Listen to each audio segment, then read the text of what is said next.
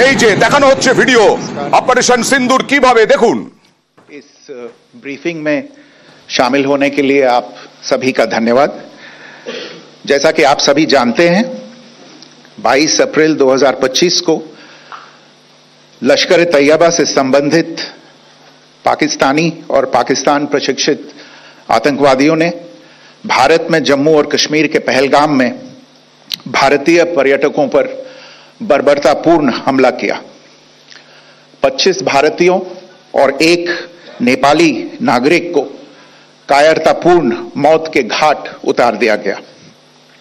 मुंबई के 26 नवंबर 2008 के हमलों के बाद यह भारत में हुई किसी आतंकवादी हमले में मारे गए आम नागरिकों की संख्या की दृष्टि से सबसे गंभीर घटना है।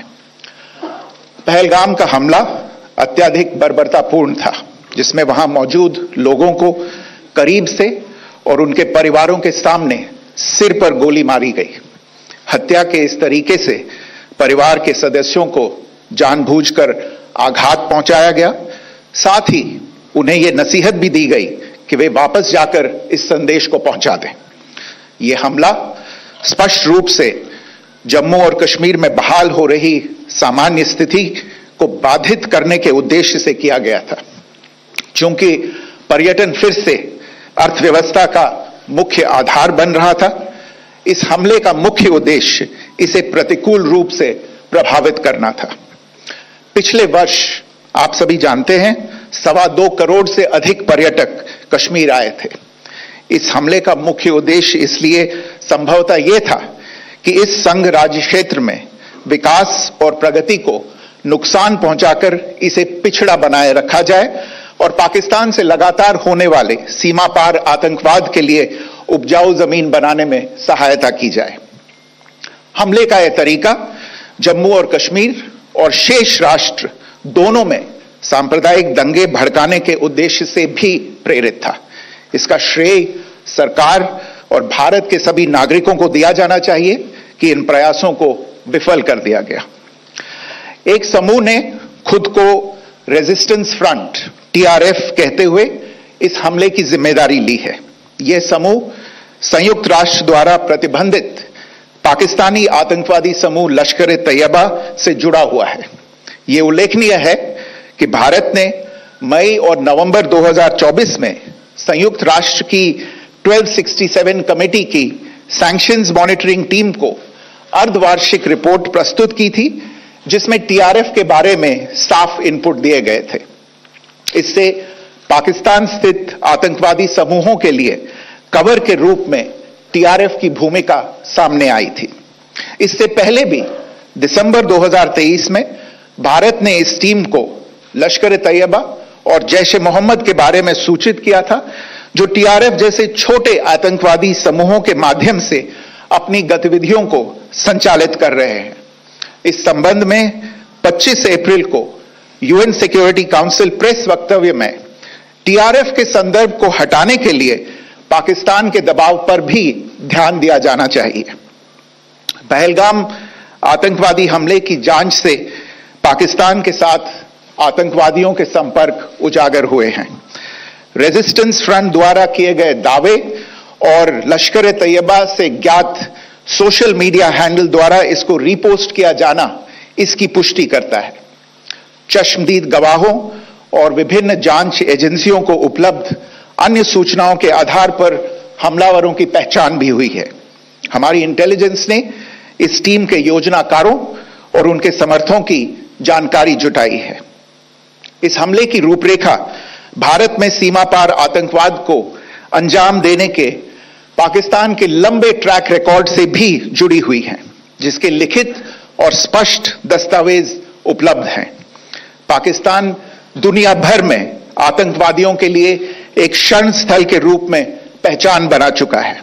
यहां अंतर्राष्ट्रीय स्तर पर प्रतिबंधित आतंकवादी सजा पाने से बचे रहते हैं। इसके अलावा पाकिस्तान ने इस मुद्दे पर विश्व और फाइनेंशियल एक्शन टास्क फोर्स जैसे अंतर्राष्ट्रीय मंचों को जानबूझकर गुमराह करने के लिए भी जाना जाता है। साजिद मीर का मामला जिसमें इस आतंकवादी को पाकिस्तान ने मृत घोषित कर दिया था और फिर अंतर्राष्ट्रीय दबाव के परिणाम स्वरूप वो जीवित पाया गया, इसका सबसे स्पष्ट उदाहरण है। यह स्वाभाविक है कि पहलगाम में हुए इस हमले से जम्मू और कश्मीर के साथ साथ भारत के अन्य भागों में भी आक्रोश देखा गया। हमलों के बाद भारत सरकार ने स्वाभाविक रूप से पाकिस्तान के साथ संबंधों को लेकर कुछ कदम उठाए। आप सभी उन निर्णयों से अवगत हैं जिसकी घोषणा 23 अप्रैल को की गई थी। तथापि यह आवश्यक समझा गया कि 22 अप्रैल के हमले के अपराधियों और उनके योजनाकारों को न्याय के कटघरे में लाया जाए। हमलों के एक पखवाड़े के बाद भी पाकिस्तान द्वारा अपने क्षेत्र या अपने नियंत्रण वाले क्षेत्रों में आतंकवादियों की इंफ्रास्ट्रक्चर के विरुद्ध कार्रवाई करने के लिए कोई स्पष्ट कदम नहीं उठाया गया है। उल्टे वो इनकार करने और आरोप लगाने में ही लिप्त रहा है। पाकिस्तान आधारित आतंकवादी मॉड्यूल्स पर हमारी खुफिया निगरानी ने संकेत दिया है कि भारत के विरुद्ध आगे भी हमले हो सकते हैं। अतः इनको रोकना और इनसे निपटना दोनों को बेहद आवश्यक समझा गया। आज सुबह, जैसा कि आपको ज्ञात होगा, भारत ने इस तरह के सीमा पार हमलों का जवाब देने और उन्हें रोकने तथा उनका प्रतिरोध करने के अपने अधिकार का प्रयोग किया है। यह कार्यवाही नपीतुली, नॉन एस्केलेटरी, आनुपातिक और जिम्मेदारीपूर्ण है। यह आतंकवाद की इंफ्रास्ट्रक्चर को समाप्त करने और भारत में भेजे जाने वाले संभावित आतंकवादियों को अक्षम बनाने पर केंद्रित है। आपको यह भी स्मरण होगा कि 25 अप्रैल 2025 को संयुक्त राष्ट्र सुरक्षा परिषद ने पहलगाम आतंकवादी हमले पर एक प्रेस वक्तव्य जारी किया था, जिसमें आतंकवाद के इस निंदनीय कार्य के अपराधियों, आयोजकों, फाइनेंसरों और प्रायोजकों को जवाबदेह ठहराने और उन्हें न्याय के दायरे में लाने की आवश्यकता पर जोर दिया गया था। भारत की आज की इस कार्रवाई को इसी संदर्भ में देखा जाना चाहिए। Good morning. Thank you all for joining this briefing.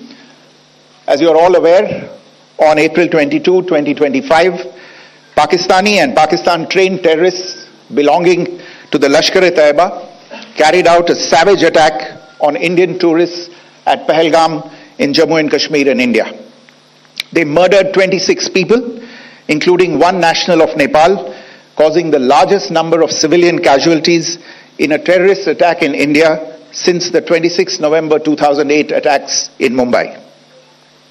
The attack in Pahalgam was marked by extreme barbarity, with the victims mostly killed with headshots from close range and in front of their families. Family members were deliberately traumatized through the manner of the killing, accompanied by the exhortation that they should take back the message. The attack was clearly driven by the objective of undermining the normalcy returning to Jammu and Kashmir. In particular, it was designed to impact the mainstay of the economy, tourism, with a record 23 million tourists visiting the valley last year. The calculation presumably was that harming growth and development in the Union Territory would help keep it backward and create fertile ground for continued cross-border terrorism from Pakistan. The manner of the attack was also driven by an objective of provoking communal discord, both in Jammu and Kashmir and the rest of the nation. It is to the credit of the government and the people of India that these designs were foiled. A group calling itself the Resistance Front has claimed responsibility for the attack. This group is a front for the UN-proscribed Pakistani terrorist group Lashkar-e-Taiba. It is notable that India had given inputs about the TRF in the half-yearly report to the monitoring team of the UN's 1267 Sanctions Committee in May and November 2024, bringing out its role as a cover for Pakistan-based terrorist groups. Earlier too, in December 2023, India had informed the monitoring team about Lashkar and Jaish-e-Mohammed operating through small terror groups such as the TRF. Pakistan's pressure to remove references to TRF in the April 25 UN Security Council press statement is notable in this regard. Investigations into the Pahalgam terror attack have brought out the communication notes of terrorists in and to Pakistan. The claims made by the Resistance Front and their reposting by known social media handles of the Lashkar-e-Taiba speak for themselves. Identification of the attackers based on eyewitness accounts as well as other information available to law enforcement agencies has also progressed. Our intelligence has developed an accurate picture of the planners and backers of this team. The features of this attack also tie in with Pakistan's long track record of perpetrating cross-border terror in India, which is well documented and beyond question. Pakistan also has a well-deserved reputation as a haven for terrorists from around the world, with internationally proscribed terrorists enjoying impunity there. In addition, Pakistan has been known to willfully mislead the world and international forums, such as the Financial Action Task Force, on this issue. The Sajid Mir case, in which this terrorist was declared dead and then, in response to international pressure, brought back to life, found alive and arrested, is the most glaring example. The latest attack in Pahalgam has understandably generated deep anger in Jammu and Kashmir and in other parts of India. Following the attacks, the government of India naturally responded with a set of initial measures relating to our engagement with Pakistan. You're all aware of the decisions that were announced on the 23rd of April. However, it was deemed essential that the perpetrators and planners of the 22nd April attack be brought to justice. Despite a fortnight having passed since the attacks, there has been no demonstrable step from Pakistan to take action against the terrorist infrastructure on its territory or on territory under its control. Instead, all it has indulged in are denials and allegations. Our intelligence monitoring of Pakistan-based terrorist modules indicated that further attacks against India were impending. There was thus a compulsion both to deter and to preempt. Earlier this morning, as you would be aware, India exercised its right to respond and preempt as well as deter more such cross-border attacks. These actions were measured, non-escalatory, proportionate, and responsible. They focused on dismantling the terrorist infrastructure and disabling terrorists likely to be sent across to India. You would also recall that the Security Council on 25th April 2025 had issued a press statement on the Pahalgam terror attack, underlining, and I quote, the need to hold perpetrators, organizers, financiers, and sponsors of this reprehensible act of terrorism accountable and bring them to justice, unquote. India's latest actions should be seen in this context. Joining me for this briefing on our actions earlier this morning are Colonel Sophia Qureshi and Wing Commander Vyomika Singh. I will request them to share some details regarding Operation Sindoor with all of you.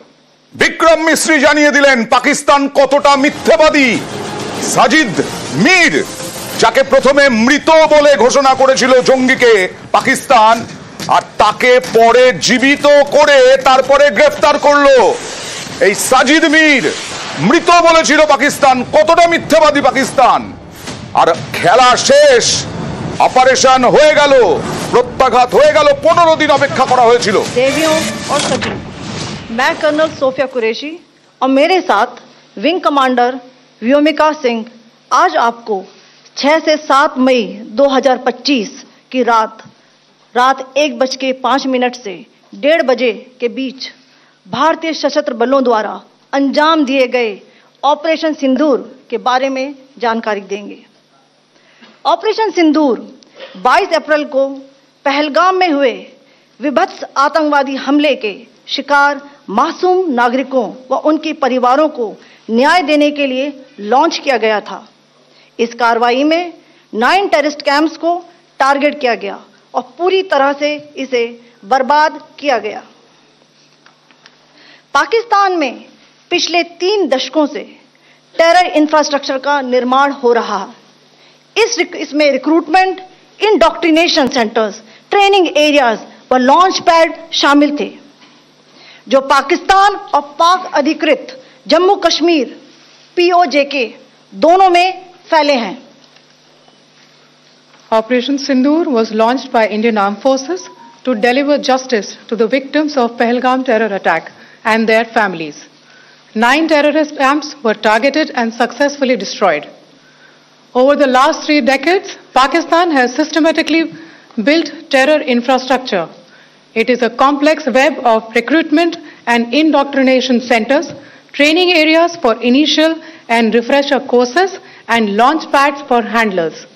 These camps are located both in Pakistan as well as Pakistan-occupied Jammu and Kashmir areas. Some of the well-known training camps are located, as you can see on the screen. They are distributed from Savai Nala in the north, counting to approximately 21, ending at Bhagalpur to the south.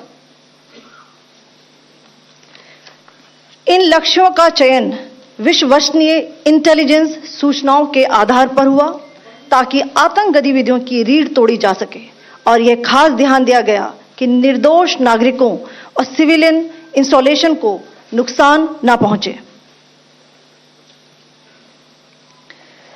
The selection of these targets for Operation Sindoor was based on credible intelligence inputs and role of these facilities in perpetrating the terror activities. The locations were so selected to avoid damage to civilian infrastructures and loss of any civilian lives. This was done with due diligence, and the camps selected for targeting and their engagement will now be shown to you one by one. POJK के target आपको बताना चाहूंगी। सबसे पहले सवाई नाला camp Muzaffarabad, जो कि POJK के लाइन ऑफ कंट्रोल से 30 किलोमीटर दूर है। यह एक लश्कर तौयबा का ट्रेनिंग सेंटर था। 20 अक्टूबर 2024 सोनमर्ग, 24 अक्टूबर 24 गुलमर्ग, 22 अप्रैल 2025 पहलगाम, इन हमलों के आतंकियों ने यहीं से प्रशिक्षण लिया था। सैयदना बिलाल कैंप मुजफ्फराबाद, यह एक जैश ए मोहम्मद का स्टेजिंग एरिया है। यह हथियार, विस्फोटक और जंगल सर्वाइवल ट्रेनिंग का केंद्र भी था। गुलपुर कैंप कोटली, यह LOC से 30 किलोमीटर दूर था। लश्कर तौयबा का बेस था, जो रजौरी, पुंछ में सक्रिय था। 20 अप्रैल 2023 को पुंछ में और 9 जून 2024 को तीर्थ यात्रियों के बस हमले में यहीं से आतंकी को ट्रेन किया गया था।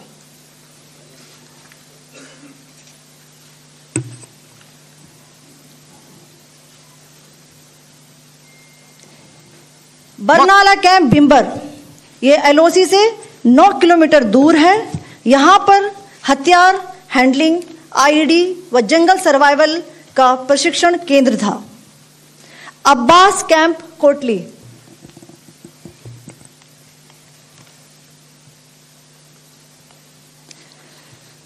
यह LOC से 13 किलोमीटर दूर है।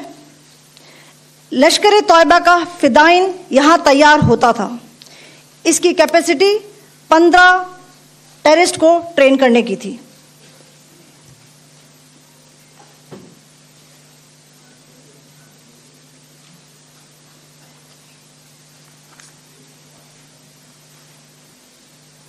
अब मैं पाकिस्तान के अंदर के टारगेट से अवगत कराना चाहूंगी। पहला, सर्जल कैंप सियालकोट, यह अंतर्राष्ट्रीय सीमा से 6 किलोमीटर की दूरी पर है, सांबा कठुआ के सामने।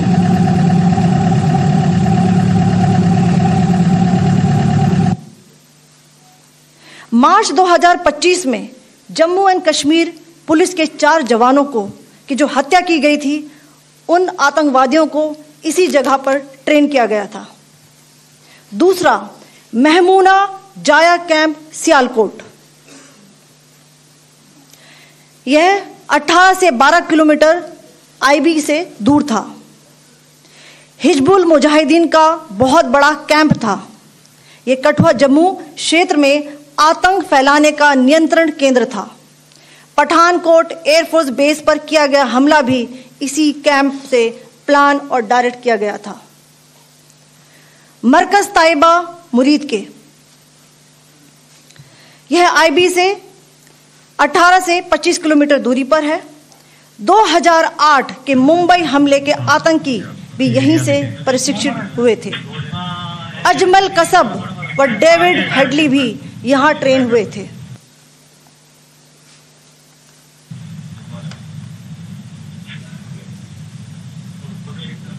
आगे दूसरा आया।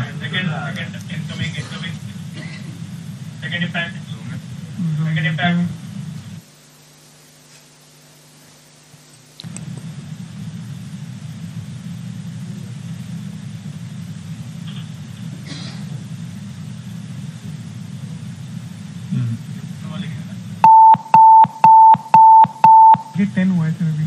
टारगेट 10 हुआ, एंक्लोजर सेम ही है। 7 it is hit the target. हाँ हाँ।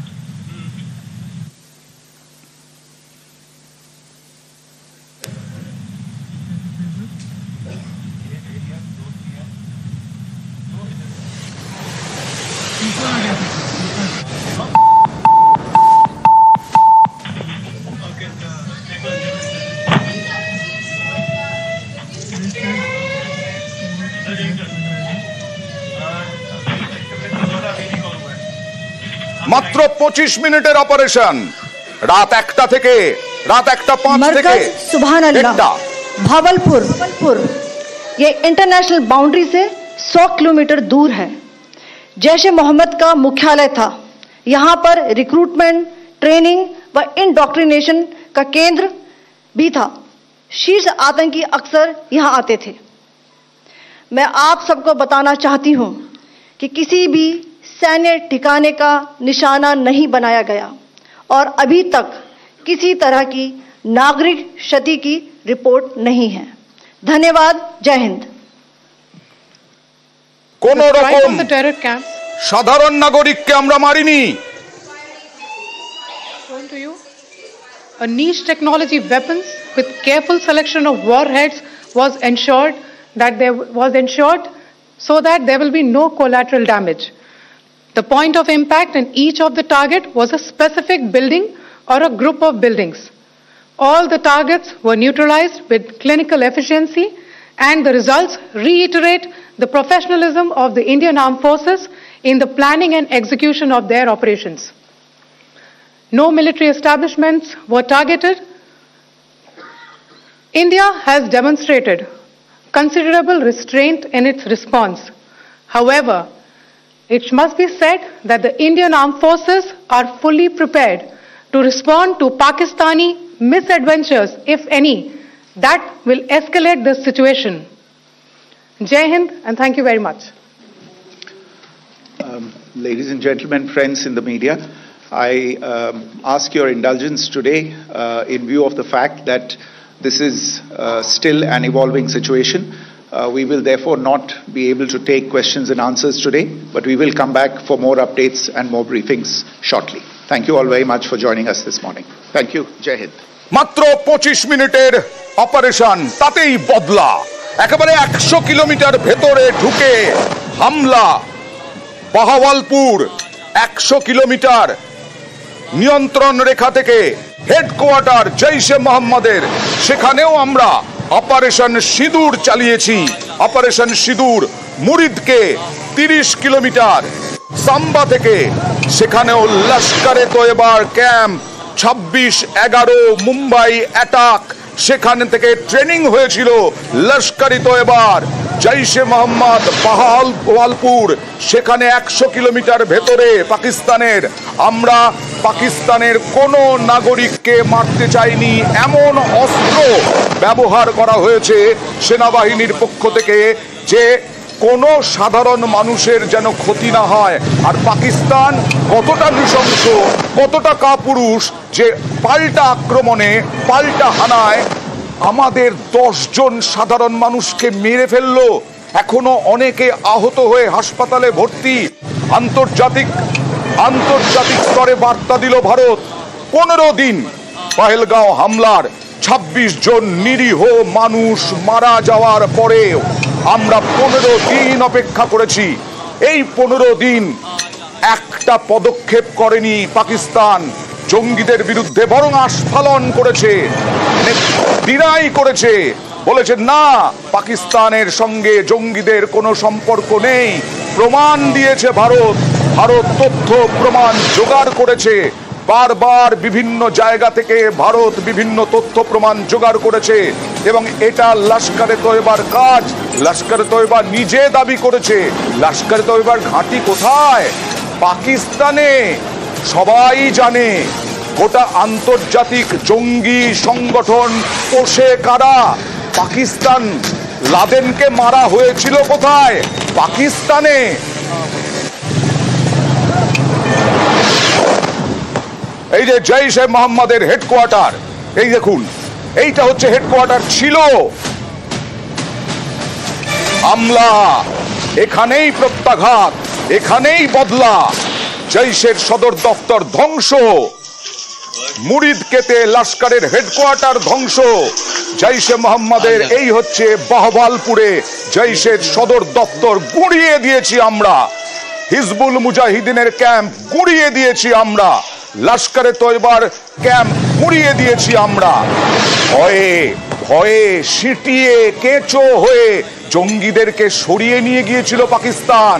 আর তারপরে জৈশের লস্কর হিজবুল মুজাহিদিনের উপরে আমরা বদলা নিলাম, শেষ করলাম তাদের ঘাঁটিগুলো। কারণ 15 দিন আমরা অপেক্ষা করেছি। অতনু আন্তর্জাতিক ক্ষেত্রে বিরাট বার্তা দিল, বিরাট বার্তা দিল ভারত যে আন্তর্জাতিক ক্ষেত্রে 15 দিন অপেক্ষা করেছে ভারত, কিন্তু এই 15 দিনে পাকিস্তান কোনো পদক্ষেপ করেনি। তাই সবকিছু দেখে শুনে এই বদলা, এই প্রত্যাঘাত